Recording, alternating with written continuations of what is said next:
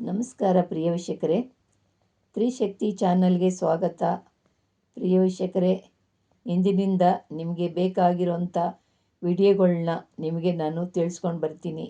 ನಿಮ್ಗೆ ಯಾವ್ಯಾವ ರೀತಿಯಾಗಿ ನಿಮಗೆ ತಿಳಿಸ್ಬೇಕು ಅಂತ ನಾನು ಅಂದ್ಕೊಂಡಿದ್ದೀನೋ ಅದೆಲ್ಲ ಒಂದೊಂದಾಗಿ ತಿಳಿಸ್ತೀನಿ. ಈಗ ನಿಮಗೆ ಮುಂದೆ ಯಾವಾಗ ಇಂಥ ರೀತಿಯಾಗಿ ನಿಲ್ಲಿಸೋದಿಲ್ಲ, ಇನ್ನು ಮುಂದೆ ನಿಲ್ಲಿಸ್ತೀನಿ. ಒಳ್ಳೆ ನೀವು ಲೈಕು, ಶೇರ್, ಸಬ್ಸ್ಕ್ರೈಬು ಮಾಡ್ಕೊಂಡು ಬನ್ನಿ.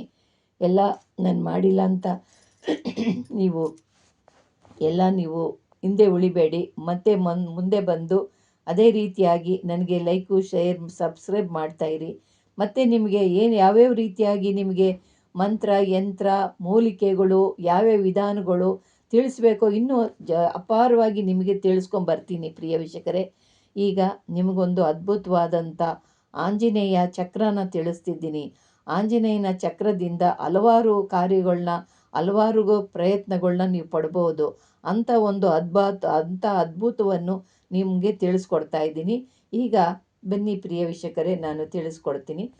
ಈಗ ನೋಡಿ ಪ್ರಿಯ ವೀಕ್ಷಕರೇ, ಈ ಯಂತ್ರನ ನೀವು ಒಂದು ಶುಭವಾದ ದಿನದಲ್ಲಿ ಈ ಯಂತ್ರನ ಬರಿಬೇಕಾಗಿರುವಂಥ ವಿಧಾನ ತಿಳಿಸ್ತೀನಿ. ಈ ವಿಧಾನ ಏನಂದರೆ, ಇದು ಯಂತ್ರನ ಬರಿಬೇಕಾದ್ರೆ ಚಿನ್ನದ ತಗಡಲ್ಲಿ ಬರಿಬೇಕು, ಇಲ್ಲ ಅಂದರೆ ಬೆಳ್ಳಿ ತಗಡಲ್ಲಿ ಬರಿಬೇಕು. ಈಗ ಚಿನ್ನದ ತಗಡಲ್ಲಿ ಬರೆಯೋ ಶಕ್ತಿ ಇಲ್ಲ ಯಾರಿಗೂ. ಬೆಳ್ಳಿ ಬೇಕಾದರೂ ಬರಿಬೋದು, ಆದರೆ ಚಿನ್ನದ ತಗಡಲ್ಲಿ ಬರೆಯೋಕ್ಕಾಗಲ್ಲ. ಬೆಳ್ಳಿ ತಗಡಲ್ಲಿ ಬರಿಬೋದು, ಇಲ್ಲ ಅದು ಆಗಲ್ಲ ನಮಗೆ ಅಂದರೆ ಪಂಚಲೋಹದ ತಗಡಲ್ಲಿ ಬರಿಬೋದು. ಈ ಯಂತ್ರನ ನೀವು ಪಂಚಲೋಹದ ತಗಡಿನಲ್ಲಿ ಬರೆದು ಇದನ್ನು ನೀವು ಅದಕ್ಕೆ ಶುದ್ಧಿ ಮಾಡಬೇಕು, ಶುದ್ಧೀಕರಣ ಮಾಡಬೇಕು. ಶುದ್ಧೀಕರಣ ಎಲ್ಲ ನಿಮ್ಗೆ ಹೇಳಿದ್ದೀನಿ. ಹಾಲಲ್ಲಿ ಮಾಡಬೇಕು. ಕೆಲವರು ಅದನ್ನೇನು ಮಾಡ್ತಾರೆ, ಬೆಂಕಿನಲ್ಲಿ ಸುಡ್ತಾರೆ. ಒಬ್ಬೊಬ್ರದ್ದು ಒಂದೊಂದು ಥರ ಪದ್ಧತಿ ಇದೆ. ಒಬ್ಬೊಬ್ರದ್ದು ಒಂದೊಂದು ಪದ್ಧತಿ ಥರ ನಾವು ಹೇಳಲ್ಲ. ನಮ್ಮ ಪದ್ಧತಿ ನಾನು ಹೇಳ್ತಾ ಇದ್ದೀನಿ. ನಾವು ಯಾವ ರೀತಿ ಮಾಡೋದು ಆ ರೀತಿಯಾಗಿ ನಿಮ್ಗೆ ನಾನು ತಿಳಿಸ್ತಾ ಇದ್ದೀನಿ. ನಾವು ಯಾವ ರೀತಿ ಮಾಡ್ತೀವಿ ಅಂದರೆ, ನಾವು ಈ ತಗಡನ್ನ ಯಂತ್ರ ಎಲ್ಲ ಬರೆದಾದ ಮೇಲೆ ಇದಕ್ಕೆ ನಾವು ಅಭಿಷೇಕ ಮಾಡ್ತೀವಿ. ಅಭಿಷೇಕ ಅಂದರೆ ಯಾವ ರೀತಿ ಅಂತಂದರೆ, ನಾನು ನಿಮಗೆ ದಿನ ಹೇಳ್ತಾನೆ ಇರ್ತೀನಿ. ಈಗ ಇದನ್ನು ಒಂದು ಯಂತ್ರ ಅಲ್ವಾ, ಒಂದು ದೈವ ಆಕರ್ಷಣೆ, ಆಂಜನೇಯ ಸ್ವಾಮಿಯ ಆಕರ್ಷಣೆ ಮಾಡುವಂಥ ಒಂದು ಯಂತ್ರನ ನಾವು ದೇವರಿಗೆ ಅಭಿಷೇಕ ಮಾಡೋ ಥರನೇ ಈ ಯಂತ್ರನ ಮಾಡಬೇಕು. ಯಾವ ರೀತಿ ಯಂತ್ರನ ಪೂಜೆ ಮಾಡಿ ಅಭಿಷೇಕ ಮಾಡೋದು ಅನ್ನೋದು ತಿಳಿಸ್ತೀನಿ ನೋಡಿ ಪ್ರಿಯ ವೀಕ್ಷಕರೇ. ಮುಂಚಿತವಾಗಿ ಇದು ನಿಂಬೆ ರಸದಲ್ಲಿ ನೆನೆಸ್ಬಿಡಬೇಕು. 1 ಅವರು ನಿಂಬೆ ರಸದಲ್ಲಿ. ಯಾಕೆಂದರೆ ಅದರಲ್ಲಿರೋಂಥ ಕಲ್ಮಶ ಎಲ್ಲ ಹೋಗಬೇಕು. ನಿಂಬೆ ರಸ ಅಂದರೆ, ನಿಂಬೆಹಣ್ಣು ಅಂದರೆ ಭಾಳ ಪವಿತ್ರವಾದಂಥ ನಿಂಬೆಹಣ್ಣು. 100 ಕ್ಯಾರಿಗಳಿಗೆ ಬರುತ್ತೆ ಅದು. ಅದರಿಂದ ಮುಂಚಿತವಾಗಿ ನಿಂಬೆಹಣ್ಣು ರಸದಲ್ಲಿ ಅದನ್ನು ನೆನೆಸಬೇಕು. ನೆನೆಸಿದಾದ ನಂತರ ಅದು ಪರಿಶುದ್ಧವಾಗುತ್ತೆ. ಅದರಲ್ಲಿರೋಂಥ ಕಲ್ಮಶ ಎಲ್ಲ ಆಚೆಗೆ ಬರುತ್ತೆ. ಆದ ನಂತರ ಮತ್ತೆ ಅದನ್ನು ಶುದ್ಧೀಕರಿಸಿ ಕ್ಲೀನಾಗಿ ತೊಳೆದುಬಿಟ್ಟು ಅದನ್ನು ಮತ್ತೆ ಹಾಲಲ್ಲಿ ಇಡಬೇಕು. ಹಾಲಲ್ಲಿ ಇಟ್ಟಾದ ನಂತರ, ಹಾಲಲ್ಲಿಟ್ಟ ಮೇಲೆ ಮತ್ತೆ ಅದು ಪರಿಶುದ್ಧವಾಗುತ್ತೆ. ಅಮೃತದಲ್ಲಿ ಇಟ್ಟ ಮೇಲೆ ಅದು ಅಮೃತಮಯವಾಗಿ ನಮಗೆ ಕಾರ್ಯ ಮಾಡಿಕೊಡುತ್ತೆ. ಮತ್ತು ಹಾಲಲ್ಲಿ ಇಟ್ಟಾದ ನಂತರ ತೆಗೆದುಬಿಟ್ಟು ಮತ್ತೆ ಶುದ್ಧವಾದ ಜಲದಲ್ಲಿ ತೊಳೆದುಬಿಟ್ಟು ಅದು ಕ್ಲೀನಾಗಿ ತೊಳಿಬೇಕು. ತೊಳೆದಾದ ನಂತರ ಮತ್ತೆ ನೀವು ಅರಿಶಿನ ನೀರಲ್ಲಿ ಇಡಬೇಕು. ಅರಿಶಿನ ನೀರಲ್ಲಿ ಇಟ್ಟಾದ ನಂತರ ಮತ್ತೆ ಅದನ್ನು ನೀರಲ್ಲಿ ತೊಳೆದುಬಿಟ್ಟು ಮತ್ತೆ ಪನ್ನೀರಲ್ಲಿ ಹಾಕಬೇಕು. ಪನ್ನೀರಲ್ಲಿ ಆದ ನಂತರ ಮತ್ತೆ ಅದನ್ನು ನೀವು ತೊಳೆಯೋ ಕೆಲಸ ಇರೋದಿಲ್ಲ. ಅದು ಯಾಕೆಂದರೆ ಸುಗಂಧ ದ್ರವ್ಯವನ್ನು ಇರೋದ್ರಿಂದ ನೀವು ನೀರಲ್ಲಿ ತೊಳಿಬಾರ್ದು. ಅದನ್ನು ಪನ್ನೀರಲ್ಲಿ ತೊಳೆದ ಮೇಲೆ ಒಂದು ಶುದ್ಧವಾಗಿರೋಂಥ ಒಂದು ಕಾಟನ್ ಬಟ್ಟೆ ಮೇಲೆ ಇಟ್ಕೊಂಡು ಅದನ್ನು ನೀವು ಕ್ಲೀನಾಗಿ ಒರೆಸ್ಬೇಕು. ಅದು ಯಾವುದು ಕ್ರಾಚಸ್ ಆಗದಂಗೆ ಅದನ್ನು ನೀವು ಶುದ್ಧವಾಗಿ ಅದನ್ನು ಒಂದು ಕಾಟನ್ ಬಟ್ಟೆ ಒಳಗೆ ಕ್ಲೀನಾಗಿ ಒರೆಸ್ಕೋಬೇಕು. ಒರೆಸ್ಬಿಟ್ಟಾದ ನಂತರ ಪ್ರಾಣ ಪ್ರತಿಷ್ಠೆ ಮಾಡಬೇಕು. ಪ್ರಾಣ ಪ್ರತಿಷ್ಠೆ ಮಂತ್ರಗಳು ನಿಮ್ಗೆ ಎಷ್ಟೋ ನಾನು ಕೊಟ್ಟಿದ್ದೀನಿ. ಅದನ್ನು ಪ್ರಾಣ ಪ್ರತಿಷ್ಠೆ ಮಂತ್ರ ನಿಮ್ಗೆ ಗೊತ್ತಿಲ್ಲ ಅನ್ನೋರಿಗೂ ಇನ್ನೊಂದು ವಿಡಿಯೋ ನಿಮ್ಗೆ ಹಾಕ್ತೀನಿ. ಆ ಪ್ರಾಣ ಪ್ರತಿಷ್ಠೆ ಮಂತ್ರ ನಿಮ್ಗೆ ಗೊತ್ತಿಲ್ಲ, ಎಷ್ಟೋ ಜನ ನಾನು ಎಷ್ಟೋ ಕೊಟ್ಟಿದ್ದೀನಿ. ಆದರೆ ಪ್ರಾಣ ಪ್ರತಿಷ್ಠೆ ಮಂತ್ರ ನೀವು ಯಾವ ರೀತಿ ಮಾಡಬೇಕು, ಯಾವ ರೀತಿ ಅಂತ ಕೇಳ್ತಾನೆ ಇರ್ತೀರ. ಆದರೆ ಗೊತ್ತಿಲ್ಲದಿರೋರು ಇನ್ನೂ ನಾನು 1 ಸತಿ ಅಲ್ಲ 2 ಸತಿನೂ ನಾನು ಹಾಕ್ತೀನಿ. ಬೇರೆ ಬೇರೆ ವಿಧಾನ ಪ್ರಾಣ ಪ್ರತಿಷ್ಠೆಗಳಿದ್ದಾವೆ. ಆ ಪ್ರಾಣ ಪ್ರತಿಷ್ಠೆ ಮಂತ್ರ ಕೊಡ್ತೀನಿ. ಇನ್ನೊಂದು ಬಾರಿ ಇನ್ನೊಂದು ವಿಡಿಯೋನಲ್ಲಿ. ಈಗ ನಾನು ಇದನ್ನು ಪ್ರಾಣ ಪ್ರತಿಷ್ಠೆ ಮಾಡಬೇಕು. ಪ್ರಾಣ ಪ್ರತಿಷ್ಠೆ ಮಾಡಿ ಅದನ್ನು ಪೂಜೆಗಿಡಬೇಕು. ಅದಕ್ಕೆ ಪೂಜೆಗಿಟ್ಟು ಅದನ್ನೇನು ಮಾಡಬೇಕು ಅಂದರೆ ಅದಕ್ಕೆ ಧೂಪ ದೀಪ ನೈವೇದ್ಯ, ಅದಕ್ಕೆ ಪಂಚಾಮೃತ, ಆಂಜನೇಯನಿಗೆ ಪಂಚಾಮೃತ ಭಾಳ ಪ್ರಿಯವಾದದ್ದು. ಅದಕ್ಕೆ ಪಂಚಾಮೃತ ಮತ್ತು ಇವೆಲ್ಲ ಇಡಬೇಕು ನೀವು ಆಂಜನೇಯನಿಗೆ. ಅಕ್ಷತೆ, ಗಂಧ ಪುಷ್ಪ, ಅದಕ್ಕೆ ನೀರಾಂಜನ ಅದನ್ನು ಬಿಡಬೇಕು. ನೀರಾಂಜನನ ಶುದ್ಧೋದಕ ಅವೆಲ್ಲ ಅಂದರೆ ಶುದ್ಧೋದಕ ಅಂದರೆ ನೀವು ಕೈನ ನೀವು ಅದನ್ನು ತೊಳ್ಕೊಂಡು ಅದನ್ನು ಶುದ್ಧೋದಕ ಕೈನಲ್ಲಿ ತೊಳ್ಕೊಂಡು ನೀವು ಶುದ್ಧೋದಕ ಅದೆಲ್ಲ ನೀವು ಶುದ್ಧೋದಕ ಮಾಡಿಕೊಂಡು ಇವೆಲ್ಲ ನೀವು ಧೂಪ ನೈವೇದ್ಯ ಎಲ್ಲ ಮಾಡಬೇಕು. ಮಾಡಿ ಆದ ನಂತರ ಇದಕ್ಕೆ ನೀವು ಷೋಡಶೋಪಚಾರಗಳೆಲ್ಲ ಮಾಡಬೇಕು. ಇದನ್ನು ಮಾಡುವಾಗ ನೀವು ದೀಕ್ಷೆ ತಗೋಬೇಕು. ಗುರು ಕಡೆಯಿಂದ ದೀಕ್ಷೆ ತಗೋಬೇಕು. 18 ದಿನ ಇದನ್ನು ಪೂಜೆ ಮಾಡಬೇಕು. 18 ದಿನ ಪೂಜೆ ನಂತರ ಪೂಜೆ ಆದ ನಂತರ ಮೂಲ ಮಂತ್ರ ಇದೆ ಇದಕ್ಕೆ. ನೀವು ಈ ಯಂತ್ರಕ್ಕೆ ಯಾವ ಮಂತ್ರ ಯಾವುದನ್ನು ನೀವು ಕಲ್ತಿದ್ರೂ ಆಗುತ್ತೆ, ಇಲ್ಲ ಅಂದರೆ ಇದಕ್ಕೊಂದು ಮಂತ್ರ ಇದೆ, ಆ ಮಂತ್ರನೂ ಕೂಡ ನೀವು ಹೇಳ್ಕೊಬೋದು. ನೀವು ಇದಕ್ಕೆ ಯಾವ ಮಂತ್ರನ ನೀವು ಕಲ್ತಿರೋ ಮಂತ್ರ ಯಾವುದನ್ನು ಉಪಯೋಗ ಮಾಡ್ಬೋದು. ನಿಮ್ಗೆ ಯಾವುದು ಇಲ್ಲ ಅಂದರೆ ನಾನೊಂದು ಮಂತ್ರ ಕೊಟ್ಟಿದ್ದೀನಿ, ಅದನ್ನು ನೀವು ಜಪಿಸ್ರಿ. ಈಗ ಅದನ್ನು ಮಾಡೋದ್ರಿಂದ ಏನೇನು ನಿಮಗೆ ಫಲ ಪ್ರಾಪ್ತಿಯಾಗುತ್ತೆ ಅನ್ನೋದು ನಿಮಗೆ ತಿಳಿಸ್ತೀನಿ. ಈ ಮಂತ್ರ ನೀವು ಜಪಿಸೋದ್ರಿಂದ ಈ ಚಕ್ರನ ನೀವು ಶುದ್ಧಿ ಮಾಡ್ತೀರಾ. ಯಂತ್ರನ ಎಲ್ಲ ಶುದ್ಧೀಕರಿಸಿ ಅದನ್ನು ಫೋಟೋನ ನೀವು ಪೂಜೆ ಮಾಡಬೇಕು. 18 ದಿನ ಅದನ್ನು ಪೂಜೆ ಮಾಡಬೇಕು. ದಿನನಿತ್ಯನೂ ಅದಕ್ಕೆ ಷೋಡಶೋಪಚಾರ ಪೂಜೆ ಮಾಡಬೇಕು. ಅಂದರೆ ಪೂಜೆ ಮಾಡಬೇಕು. ಅಂಗ್ಯಾನ್ಯಾಸ ಅದನ್ನು ತರ್ಪಣ ಕೊಟ್ಟು ಅದನ್ನು ಪೂಜೆ ಮಾಡ್ತಾ ಇರಬೇಕು. ಅದನ್ನು ಪೂಜೆ ಮಾಡಿ ಆದ ನಂತರ ನೀವು ಅದನ್ನು ಪೂಜೆ ಮಾಡಿ ಅದನ್ನೆಲ್ಲ ಶುದ್ಧಿ ಮಾಡಿ ನೀವು ಪೂಜೆ ಮಾಡೋದ್ರಿಂದ ಅದರಿಂದ ನಿಮಗೆ ಯಾವ ರೀತಿಯಾಗಿ ನಿಮಗೆ ಲಾಭ ಆಗುತ್ತೆ ಜಪಿಸ್ತಾ ಇರಬೇಕು. ಜಪಿಸಿ ಆದ ನಂತರ ನೀವು ಇದನ್ನು ಮಂತ್ರನ ಜಪ ಮಾಡಿ ಇದನ್ನು ಸಿದ್ಧೀಕರಿಸ್ತಾ ಇದ್ದರೆ ನೀವು ಪ್ರಶ್ನಾಶಾಸ್ತ್ರವನ್ನು ನೀವು ಆರಂಭವಾಗಿ ನೀವು ಹೇಳ್ಬೋದು.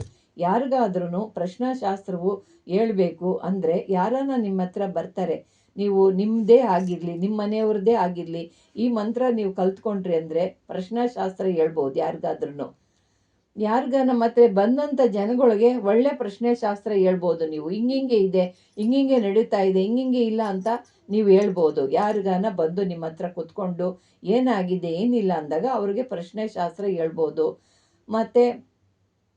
ಮತ್ತು ಇದರಿಂದ ನಿಮಗೆ ಬಹಳ ಉಪಯೋಗವಾಗುತ್ತೆ. ಈ ಯಂತ್ರದಿಂದ ಎಲ್ಲ ರೀತಿಯಾದಂಥ ದರಿದ್ರಗಳು ಹೋಗ್ತವೆ. ಮನೆಯಲ್ಲಿರೋಂಥ ದಟ್ಟ ದರಿದ್ರ ಕೆಲವ್ರಿಗಿರುತ್ತೆ. ಎಷ್ಟೇ ಮಾಡಿದ್ರು ಏನೇ ದುಡಿದ್ರು ಏನೇ ಬಂದರೂ ಇಲ್ಲ ಅನ್ನೋ ಒಂದು ದರಿದ್ರ ಇರುತ್ತೆ. ಅಂಥ ದರಿದ್ರ ದೂರ ಆಗುತ್ತೆ. ಮತ್ತು ಭಯ ಇರುತ್ತೆ ಮನಸ್ಸಿನಲ್ಲಿ ಕೆಲವರಿಗೆ ಭಯ, ಸಾಲದ ಭಯ, ಶತ್ರುಗಳ ಭಯ, ಇನ್ನೇನೋ ಒಂದು ದುಷ್ಟಶಕ್ತಿ ಭಯ, ಏನೇನೋ ಭಯ ಮನುಷ್ಯನಲ್ಲಿ ಏನೇನೋ ವಿಧಾನವಾದಂಥ ಭಯಗಳಿರ್ತವೆ. ಆ ಭಯ ದೂರ ಆಗುತ್ತೆ. ಮತ್ತು ಆ ಭಯದಿಂದ ನೀವು ಈಚೆಗೆ ಬರ್ತೀರಾ, ನಿವಾರಣೆ ಆಗುತ್ತೆ.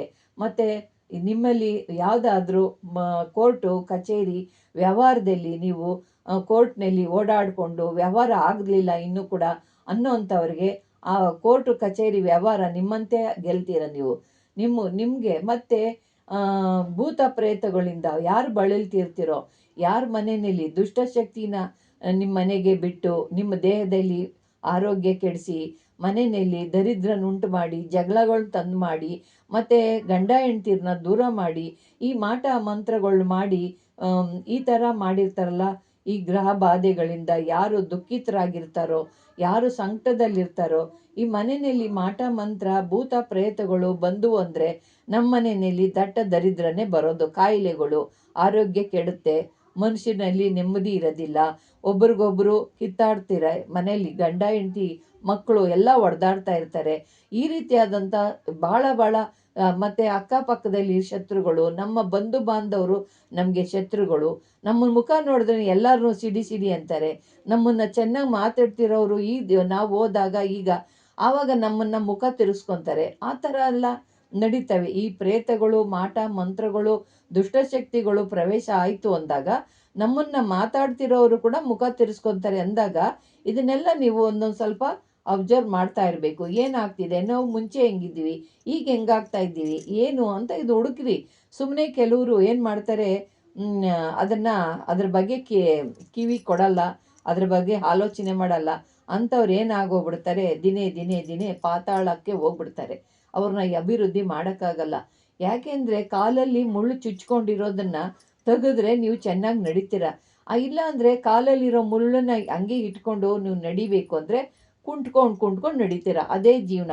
ಆಮೇಲೆ ಏನಾಗುತ್ತೆ, ಒಳಗೆ ಮುಳ್ಳು ಸೇರಿಕೊಂಡು ಅದು ಸೆಪ್ಟಿಕ್ ಆಗಿ ಒಂದು ದೊಡ್ಡ ಅದಕ್ಕೆ ಒಂದು ಕಾಲೇ ಕತ್ತರಿಸ್ಬೇಕು ಅನ್ನೋ ಥರ ಬಂದ್ಬಿಡುತ್ತೆ.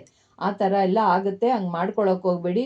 ಸ್ವಲ್ಪ ನಮ್ಗೆ ನಡೀತಾ ಇದೆ ಇಂಥ ಚೇಷ್ಟೆಗಳೆಲ್ಲ ಅಂದಾಗ ಎಚ್ಚರಿಕೆ ವಹಿಸ್ಕೊಂಡು ಇದನ್ನು ಪರಿಹಾರ ಮಾಡ್ಕೊಬಿಡಿ. ಪರಿಹಾರ ಮಾಡಿಕೊಂಡು ನೀವು ಮತ್ತೆ ಇಂಥ ಕಷ್ಟಗಳು ನೀವು ಬರಲ್ಲ, ಮತ್ತು ನಿಮ್ಮ ಜೀವನ ಚೆನ್ನಾಗಿರುತ್ತೆ. ಈ ಥರ ಎಲ್ಲ ನೀವು ಜೀವನ ಮಾಡಬೇಕು ಅಂದರೆ ಇವೆಲ್ಲ ನೀವು ಅನುಸರಿಸಲೇಬೇಕು. ಅನುಸರಿಸ್ಕೊಂಡು ಜೀವನ ಸಾಗಿಸಿದ್ರೆ ಅಂದರೆ ನಿಮ್ಮ ಕಾರ್ಯಗಳೆಲ್ಲ ಚೆನ್ನಾಗಿರುತ್ತೆ. ಮತ್ತು ಶತ್ರುಗಳಿಂದ ನಿಮ್ಮ ಶತ್ರುಗಳು ನಿಮ್ಮನ್ನು ನೋಡಿದ್ರೆ ಭಯಭೀತರಾಗಿರ್ತಾರೆ. ಅವರು ನಿಮ್ಮಿಂದ ದೂರ ಸರಿತಾರೆ. ನಿಮ್ಮ ಜೀವನ ಆರೋಗ್ಯ ಎಲ್ಲ ಸಂಪೂರ್ಣವಾಗಿ ನಿಮಗೆ ಪರಜನಗಳು ನಿಮಗೆ ವಶೀಕರಣರಾಗ್ತಾರೆ. ನಿಮ್ಮ ಆರೋಗ್ಯ ಚೆನ್ನಾಗಿರುತ್ತೆ. ಮತ್ತು ಪರಜನಗಳು ಅಂದರೆ ನಿಮ್ಮ ರಿಲೇಷನ್ಗಳು, ಅಕ್ಕಪಕ್ಕದವರು, ನಿಮ್ಮ ಫ್ರೆಂಡ್ಗಳು ನಿಮ್ಮನ್ನೆಲ್ಲ ಅವರೆಲ್ಲ ನಿಮಗೆ ಶತ್ರುಗಳೆಲ್ಲ ನಿಮಗೆ ವಶೀಕರಣರಾಗ್ತಾರೆ. ಮತ್ತು ಇದರಿಂದ ನೀವು ಆಂಜನೇಯನ ದಿನನಿತ್ಯವೂ ಆಂಜನೇಯನ ಸ್ವಾಮಿ ನೀವು ನಿಮ್ಮನ್ನು ಕಾಪಾಡ್ತಿರ್ತಾರೆ. ಪ್ರತಿನಿತ್ಯ ಆಂಜನೇಯನ ನೀವು ಪೂಜೆ ಮಾಡಿ ಈ ಮಂತ್ರನ ನೀವು ಯಾವ ಮಂತ್ರನ ಆಗಲಿ ಜಪಿಸ್ತಾ ಇದ್ದರೆ ಆಂಜನೇಯ ನಿಮ್ಮನ್ನು ಸದಾ ಕಾಪಾಡ್ತಿರ್ತಾರೆ. ನಿಮಗೆ ಯಾವ ರೀತಿಯಾಗೂ ಯಾವ ತೊಂದರೆ ತಾಪತ್ರೆಗಳು, ಯಾವ ಆಕ್ಸಿಡೆಂಟ್ಗಳು ಆಗ್ದಂಗೆ, ಯಾವ ಅಪಮೃತ್ಯುಗಳು ಆಗ್ದಂಗೆ ನಿಮ್ಮನ್ನು ರಕ್ಷಣೆ ಮಾಡಿಕೊಂಡು ನಿಮ್ಮನ್ನು ಕಾಪಾಡ್ತಾ ಇರ್ತಾರೆ. ಯಾವ ದುಷ್ಟಶಕ್ತಿನೂ ನಿಮ್ಮ ಬಳಿಗೆ ಬರೋದಕ್ಕೆ ಬಿಡಲ್ಲ.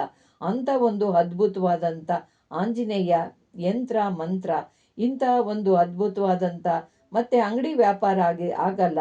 ಅಂಥ ಅಂಗಡಿ ವ್ಯಾಪಾರ ಆಗದಿರೋ ಸ್ಥಳದಲ್ಲಿ ನೀವು ಏನು ಮಾಡಬೇಕು, ಈ ಮಂತ್ರ ಕೊಟ್ಟಿದ್ದೀನಲ್ಲ, ಈ ಮಂತ್ರನ ನೀವು ಒಂದು 11 ಸತಿ ಹೇಳ್ಕೊಂಡ್ರಿ ಅಂದರೆ ನಿಮಗೆ ನೀವು ಹೋಗಿ ಅಂಗಡಿ ಹತ್ರ ಕೂತ್ಕೊಂಡು ವ್ಯಾಪಾರ ಮಾಡೋಕ್ಕೆ ಮುಂಚೆನೇ ಇದನ್ನು ಒಂದು 11 ಸತಿ ನೀವು ಮಂತ್ರ ಜಪಿಸ್ಬಿಟ್ಟು ನೀವು ವ್ಯಾಪಾರ ಮಾಡೋಕ್ಕೆ ಕೂತ್ಕೊಂಡ್ರಿ ಅಂದರೆ ಆ ವ್ಯಾಪಾರದಲ್ಲಿ ಒಳ್ಳೆ ವ್ಯಾಪಾರ ಸಮೃದ್ಧಿಯಾಗಿ ನಡೀತೈತೆ. ನೀವು ಈ ಮಂತ್ರ ಹೇಳುವಾಗ ಪಶ್ಚಿಮಾಭಿಮುಖವಾಗಿ ಕುಳಿತುಕೋಬೇಕು. ಮುಖವಾಗಿ ಕುಳಿತುಕೊಂಡು ಅಂಗಡಿ ವ್ಯಾಪಾರಕ್ಕೆ ನೀವು ಕೂತ್ಕೊಂಡು ಈ ಮಂತ್ರನ ಹೇಳೋದ್ರಿಂದ ನಿಮಗೆ ಎಲ್ಲ ಜನಗಳು ನಿಮಗೆ ಆಕರ್ಷಿತರಾಗಿ ನೀವು ಇದರಿಂದ ನಿಮಗೆ ಸಂಪೂರ್ಣವಾದಂಥ ವ್ಯಾಪಾರ ಆಗುತ್ತೆ. ಇದು ಅಂಥ ಒಂದು ಅದ್ಭುತವಾದಂಥ ಇದರ ಒಂದು ಯಂತ್ರ ವಿಶೇಷವಾದಂಥ ಕಾರ್ಯಗಳನ್ನ ಸಾಧನೆ ಮಾಡ್ಬೋದು. ನೀವು ಈ ವಿಶೇಷ ಕಾರ್ಯಗಳನ್ನ ಸಾಧನೆ ಮಾಡಬೇಕು ಅನ್ನೋರು ಈ ಮಂತ್ರನ 48 ದಿನಗಳು ನೀವು ಈ ಯಂತ್ರನ ಅಲಂಕಾರ ಮಾಡಿ, ಯಂತ್ರಕ್ಕೆ ಪೂಜೆ ಮಾಡಿ, ಅಲಂಕಾರ ಮಾಡಿ, ಕಟ್ಟಾಕ್ಸಿ, ಅದನ್ನು ಅಲಂಕಾರ ಮಾಡಿ ನೀವು 3 ದಿನ 3 ರಾತ್ರಿಗಳ ಕಾಲ ನೀವು ಅದಕ್ಕೆ ಆ ಯಂತ್ರಕ್ಕೆ ಪ್ರದಕ್ಷಿಣೆ ಮಾಡ್ತಿದ್ರೆ ನೀವು ಆ ಯಂತ್ರವನ್ನು ಅದನ್ನೇನು ಮಾಡಬೇಕು, ಯಂತ್ರನ ನೀವು ಕೆಂಪು ದಾರದಲ್ಲಿ ಸುತ್ತಿ ಎಲ್ಲ ಪೂಜೆ ಎಲ್ಲ ಮುಗಿದ ನಂತರ ಇದನ್ನು ಮಾಡಿ ಪೂಜೆನ ಒಂದು ಕೆಂಪು ದಾರದಲ್ಲಿ ಇದೇ ಥರವಾಗಿ ಒಂದು ಯಂತ್ರನ ಬರೆದುಬಿಟ್ಟು ಪೂಜೆ ಮಾಡಿ, ಇದನ್ನು ನಿಮಗೆ ಯಾವ ಕಾರ್ಯ ಆಗಬೇಕು ಅಂತಿದೆಯೋ ತಿಳ್ಕೊಂಡು ಈ ಯಂತ್ರನ ನೀವು ಬರೆದ್ಬಿಟ್ಟು ಕೆಂಪು ದಾರದಲ್ಲಿ ಸುತ್ತಿ ಎಕ್ಕದ ಗಿಡಕ್ಕೆ ಉತ್ತರಕ್ಕೆ ಹರಿದಿರುತ್ತಲ್ಲ ಕೊಂಬೆ, ಆ ಉತ್ತರಕ್ಕೆ ಹರಿದಿರೋಂಥ ಕೊಂಬೆ ಅದಕ್ಕೆ ಅದು ಕಟ್ಟೋದ್ರಿಂದ ನಿಮಗೆ ಸದಾ ನಿಮಗೆ ಹನುಮಂತ ನಿಮ್ಮಿಂದನೇ ಇರ್ತಾರೆ. ನಿಮ್ಮ ಕಾರ್ಯಗಳೆಲ್ಲ ಯಾವುದಕ್ಕಾಗಿ ನೀವು ಮಾಡ್ತಿದ್ದೀರೋ ಆ ಕಾರ್ಯ ನಿಮಗೆ ಸಿದ್ಧಿಯಾಗುತ್ತೆ. ಎಂಥ ಮನೆಯಲ್ಲಿ ಎಂಥ ತೊಂದರೆಗಳಿದ್ರೂ ಕೂಡ ಇದು ದೂರ ಆಗುತ್ತೆ. ಎಂಥ ಅಗತ್ಯವಾದಂಥ ಕಾರ್ಯಗಳು ಕೂಡ ನಿಮಗೆ ಆಗದಿರೋ ಅಂಥ ಕಾರ್ಯಗಳು ನಿಮ್ಗೆ ಆಗುತ್ತೆ. ಅಂಥ ಭಯಂಕರವಾದಂಥ ಕಾರ್ಯ ಮಾಡುವಂಥ ಆಂಜನೇಯ ಮಂತ್ರ ಯಂತ್ರ 2 ಇದೆ. ಈ ಯಂತ್ರನ ಮಾಡಿ ಮನೇಲಿಟ್ಕೊಂಡು ಪೂಜೆ ಮಾಡಿ, ಮತ್ತು ಇದೇ ರೀತಿಯಾಗಿ ಯಂತ್ರನ ಬರೆದು ನಿಮ್ಮ ಕಾರ್ಯಗಳು ಆಗಬೇಕು ಅಂತ ಹೇಳ್ಕೊಂಡು ಯಂತ್ರನ ಬರೆದು ನೀವು ಒಂದು ತಗಡಿನಲ್ಲಿ ಬರೆದುಬಿಟ್ಟು ಅದನ್ನು ಎಕ್ಕದ ಗಿಡಕ್ಕೆ ನೀವು ಕಟ್ಟೋದ್ರಿಂದ ನಿಮ್ಮ ಕಾರ್ಯ ಏನು ಅಂದ್ಕೊಂಡಿದ್ದೀರೋ ಆ ಕಾರ್ಯ ನೆರವೇರುತ್ತೆ. ನೀವೇನು ಕಾರ್ಯ ಮಾಡಬೇಕು ಅಂದ್ರೂ ಇದು ನಿಮಗೆ ಸಮೃದ್ಧಿಯಾಗಿ ಯಶಸ್ವಿಯಾಗಿ ನಿಮ್ಮ ಕಾರ್ಯ ಕೈಗೂಡುತ್ತೆ ಪ್ರಿಯ ವೀಕ್ಷಕರೇ. ಅಂಥ ಒಂದು ಅದ್ಭುತವಾದಂಥ ಆಂಜನೇಯ ಮಂತ್ರ ಯಂತ್ರ ಎರಡೂ ಇದೆ, ಅದ್ಭುತವಾಗಿದೆ. ಇದನ್ನು ನಡೆಸ್ಕೊಳ್ಳಿ. ಈಗ ನಿಮಗೆ ಆ ಜೈ ಆಂಜನೇಯನೇ ಎಲ್ಲರನ್ನೂ ಕಾಪಾಡಲಿ ಅಂದ್ಬಿಟ್ಟು ಈ ಆಂಜನೇಯನ ಈ ದಿವಸ ನಾನು ತಿಳಿಸ್ತಿದ್ದೀನಿ. ಈ ಯಂತ್ರ ಮಾಡ್ಕೊಳ್ಳಿ ಪ್ರಿಯ ವೀಕ್ಷಕರೇ. ನಿಮ್ಗೆ ಇಷ್ಟವಾದರೆ ಲೈಕ್ ಮಾಡಿ, ಶೇರ್ ಮಾಡಿ, ಸಬ್ಸ್ಕ್ರೈಬ್ ಮಾಡಿ. ಇನ್ನು ಮುಂದೆ ತುಂಬ ಲೈಕ್ ಮಾಡ್ತಾಯಿರಿ. ನಿಮಗೆ ಪ್ರಿಯವಾದಂಥ ಯಂತ್ರಗಳು, ಮಂತ್ರಗಳು, ಮೂಲಿಕೆಗಳು ನಾನು ತಿಳಿಸ್ತಾ ಇರ್ತೀನಿ ಪ್ರಿಯ ವೀಕ್ಷಕರೇ. ನಮಸ್ತೆ.